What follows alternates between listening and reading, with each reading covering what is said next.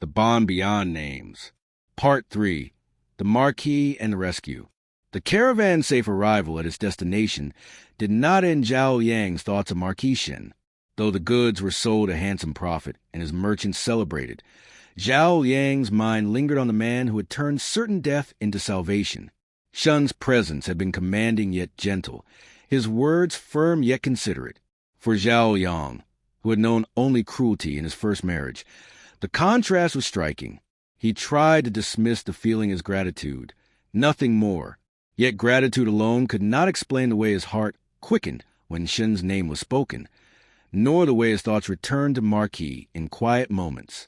Zhao Yang had built his second life upon discipline, upon the vow never to surrender himself again.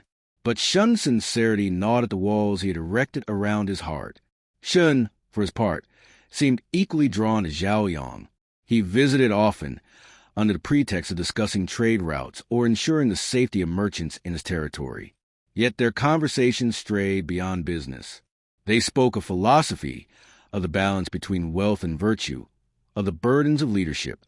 Shen listened with genuine interest, and Zhao Yang found himself speaking freely, unafraid of ridicule or dismissal. One evening, as they walked along the riverbank, Shen paused to watch the moon's reflection upon the water.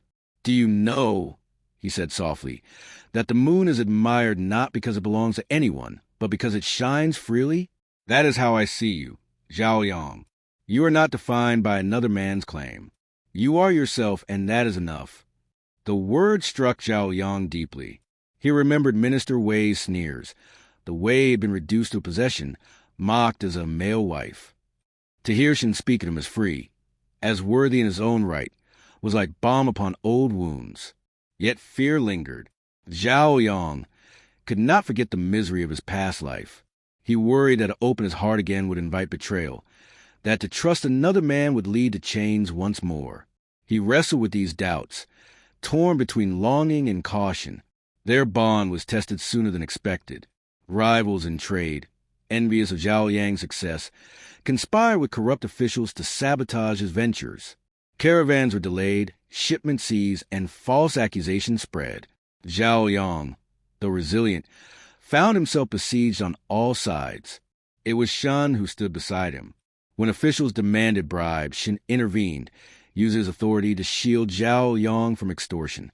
When rivals spread slander, Shen confronted them openly, declaring Zhao Yang's integrity beyond reproach. His support was unwavering, his loyalty unshaken. Zhao Yang, moved by this steadfastness, began to see that Shen's words were not mere promises, but truths lived in action. Slowly, he allowed himself to trust, to believe that perhaps love could exist without chains.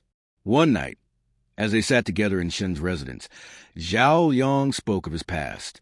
He told Shen of his first life, of the marriage that had seemed blissful but proved a gilded cage, of the humiliation and despair that had consumed him.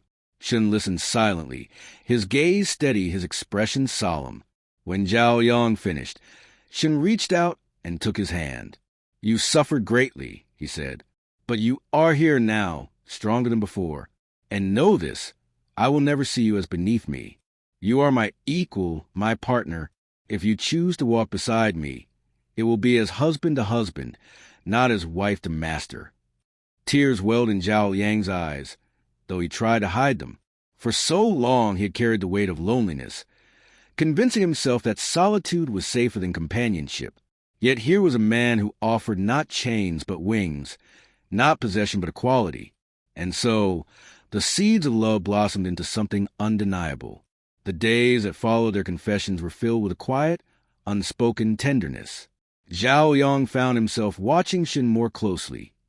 The way he commanded his soldiers with calm authority, the way he listened to commoners with patience, the way his laughter carried warmth rather than arrogance. Each detail chipped away at the fortress Zhao Yang had built around his heart. Yet the world was not kind to men who defied convention. Whispers began to spread. Rivals in trade, already resentful of Zhao Yang's success, now mocked his closeness with the Marquis. "The merchant seeks another master," they sneered. "Has he not learned from his past humiliation?" Officials, jealous of Shen's influence, whispered that the Marquis was being manipulated by a cunning traitor. Zhao Yong heard these words and felt the old fear return. He remembered the ridicule of his first life, the way people had laughed at him for being a male wife. He worried that history was repeating itself, that his bond with Shun would end in scorn. But Shun was unshaken. When confronted by nobles who questioned his association, he replied firmly, "Zhao Yong is a man of integrity. His wisdom strengthens my governance. His fairness enriches the people. If you cannot see his worth, it is your blindness, not his fault." Such words spread quickly, silencing many critics. Zhao Yong, hearing them, felt his heart swell with gratitude. Shin did not hide him, did not diminish him, but defended him openly, proudly. It was a stark contrast to Minister Wei, who had flaunted mistresses and mocked Zhao Yang's devotion. Their bond deepened. Shin began to accompany Zhao Yong on his trade expeditions, not as a lord overseeing a subject, but as a partner walking beside him. Together they negotiated with distant tribes, secured safe passage through treacherous lands, and built alliances that benefited both commerce and governance. Zhao Yong marveled at Shun's adaptability. Though born into nobility, he respected the struggles of merchants and peasants alike. One evening, after a long day of negotiations, they sat together in a tent lit by lanterns. Zhao Yong poured tea, his hand steady, his heart restless. Shun watched him quietly before speaking. "Do you know why I admire you, Zhao Yong? It is not your wealth, nor your acumen, though both are remarkable. It is your resilience. You have suffered, yet you rise. You have been scorned, yet you endure. That strength is rarer than gold." Zhao Yong looked down, his voice trembling. "Strength born of pain is not something I wished for, but it is all I have." Shin reached across the table, his hand covering Zhao Yang's. "It is enough, more than enough, and if you allow me, I will share that burden with you." The words lingered in the air, heavy with meaning. Zhao Yong felt the walls around his heart crumble further. He had vowed never to surrender himself again, but Shin was not asking for surrender. He was offering partnership, equality, love without chains.